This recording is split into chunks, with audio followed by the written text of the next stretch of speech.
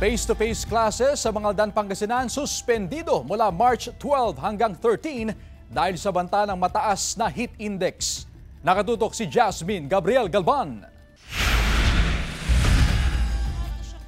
Lumiban na sa klase kahapon ang grade 9 student na anak ni Annalyn dahil sa mainit na panahon.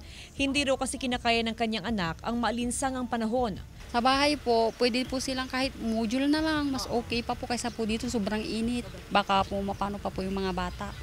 Bunsod ng nitatalang mataas na heat index, sinuspindi ng lokal na pamahalaan ang face-to-face classes sa mga pampubliko at pribadong paaralan sa Mangaldan, Pangasinan. Epektibo ito ngayong araw, March 12 hanggang bukas, March 13.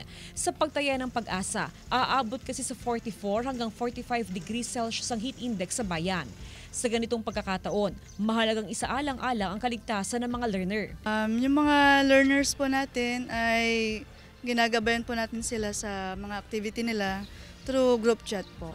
Bukod sa LGU Mangaldan, may iba pang LGU sa Region 1 ang nagsuspindi na rin ng face-to-face classes. Patuloy ang monitoring at pakikipag-ugnayan ng DepEd Region 1 sa mga school division offices para malaman ang sitwasyon sa kani-kanilang lugar. Ayon sa Pag-asa, hanggang sa mga susunod na araw ay inaasahang mas tataas pa ang forecasted heat index. Yung earth surface na natin ay medyo dry na rin. So nakakaroon pa rin tayo ng malinsangan na panahon. Nakabantay rin ang Center for Health Development o CHD sa posibleng kaso ng heat exhaustion at heat stroke sa Region 1. Kasabay ang panawagan sa lahat na maging handa sa epekto ng mataas na heat index. Kasama si Henry Duminsil, Jasmine Gabriel Galban, One North Central Luzon.